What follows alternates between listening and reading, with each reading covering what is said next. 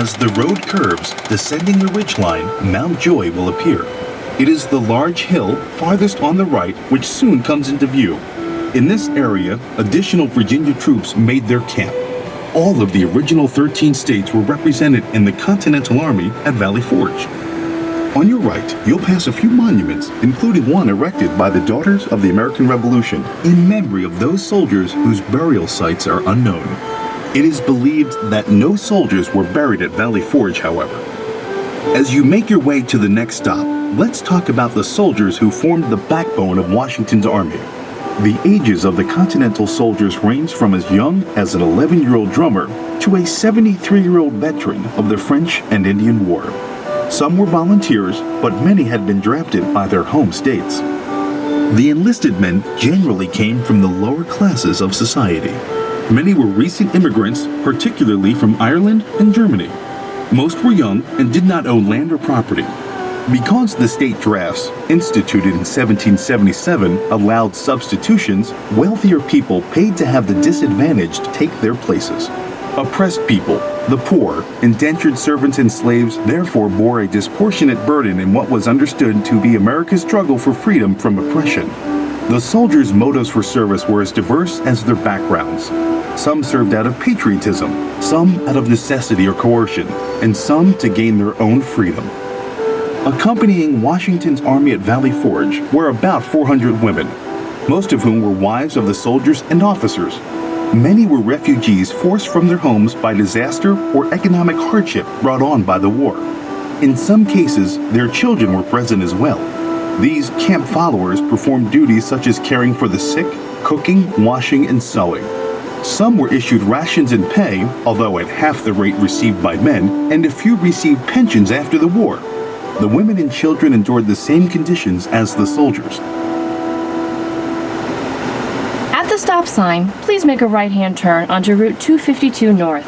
Be aware that you will be traveling on a state road with higher speed limits and commuter traffic, so please drive accordingly. Please pass by the farmstead parking lot ahead on your left.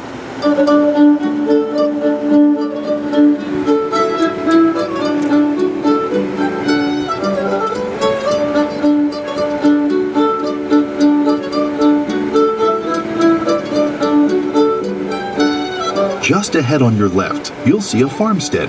The farmhouse was much smaller during the encampment and was likely used as quarters for General Henry Knox.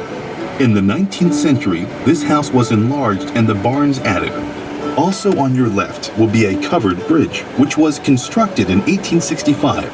Bear right at the covered bridge and continue on Route 252 North.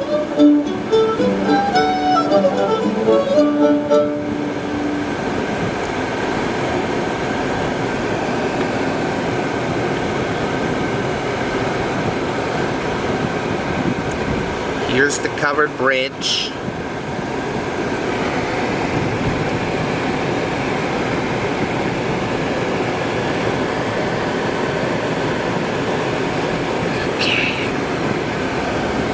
You're entering a narrow gorge formed by Valley Creek. The two steep hills on either side served as a natural defensive barrier during the encampment. Historically, the stream provided water power for ironworks, textile and grist mills, and other industries. This valley was the site of the Mount Joy Iron Forge, later called the Valley Forge, which gave its name to this area. In 1777, the forge and its many outbuildings drew the attention of the Continental Army's Quartermaster Department as a place to store large quantities of material, including food and supplies such as tomahawks, camp kettles, horseshoes, and axes. Despite the concern of the forge's owners that these supplies would attract the attention of British troops, Quartermaster General Mifflin, who would shortly quit his job, assured him that the site was defensible and that the stores would be moved prior to any threat.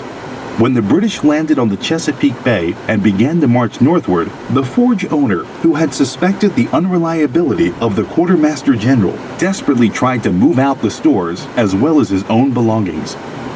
The presence of the supplies did in fact attract the British Army, who marched to Valley Forge in September, shortly after winning the Battle of Brandywine. They captured and burned the forge and many of the other structures in the village. Much needed materials for Washington's army were therefore lost, despite the desperate attempt of workers and a small Continental force to load them on rafts and transport them across the Schuylkill River to safety. There was not enough time, however, and the men barely saved themselves, let alone the provisions. The British fired some parting shots across the river at the fleeing rebels, killing one man and wounding another. This small skirmish, which happened right here on September 18, 1777, would be the only fighting to take place at Valley Forge. At the traffic light, turn right onto Route 23 East. Making your way uphill, bear left at the Y in the road, midway up the hill.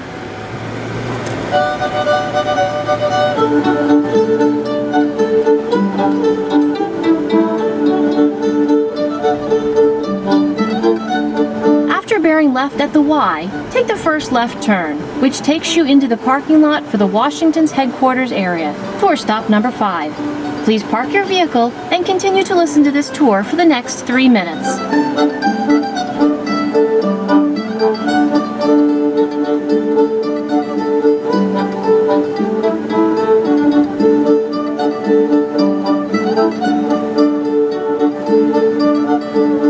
You are at the site of the village of Valley Forge. If you had arrived here in December 1777 with General Washington, you would have seen a small industrial village, still dealing with the disaster caused by British troops and now reeling from the presence of 12,000 Continentals.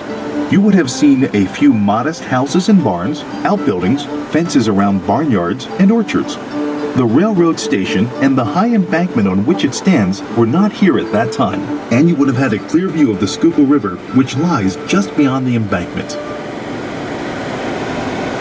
The small stone house that Washington rented to use as his headquarters still stands today. Washington lived, worked, and slept in this building for almost 6 months. He shared this living and working space with up to 25 people, including the aides whom he called his military family, slaves and servants, and eventually his wife Martha. Imagine an urgent and crowded hub of activity, with the constant comings and goings of couriers, meetings about the business of war, and visitors wishing to meet with the commander-in-chief. Right away, sir. That winter, the revolution was run from these few rooms.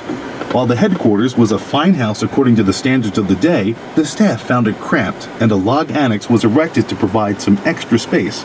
Given the inefficiency of heating in those days, the soldiers' cabins actually may have been warmer than the headquarters building. Martha Washington was a steady source of comfort for her husband throughout their long marriage. She joined him at Valley Forge in February, traveling over terrible roads from Virginia and switching to a sled for the last leg of the journey in order to get through the snow. Taking over the running of the household, she contributed a great deal of support to the general. She even organized a celebration of his birthday, baking a large cake and engaging soldiers to present a small concert. This was the first public celebration of Washington's birthday. Washington faced severe challenges throughout the 8 years of the war. To varying degrees, the problems of a deeply divided and micromanaging Congress, unpredictable and insufficient funding, and disorganized logistics had to be faced over and over again.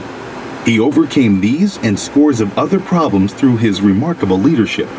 His care and concern for the common soldiers were always evident, and it caused many of them to stay with the army when they could have chosen to leave. His own integrity attracted many of the most capable people in America to serve with him.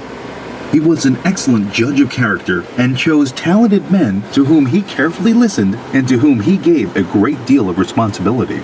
Many of his aides and senior officers not only served well during the long war, but went on to govern the new country for a generation. Many of them were quite young, and the general came to see them almost as sons, particularly the young French volunteer, the Marquis de Lafayette. During the encampment, the security of the headquarters area was the responsibility of an elite unit of hand-picked soldiers known as Washington's Life Guard. The huts you'll see near headquarters represent the huts in which the Life Guard stayed. The first 50 guards were native-born Virginians who were considered to be more loyal to Washington. They protected the commander-in-chief and his valuable papers and baggage.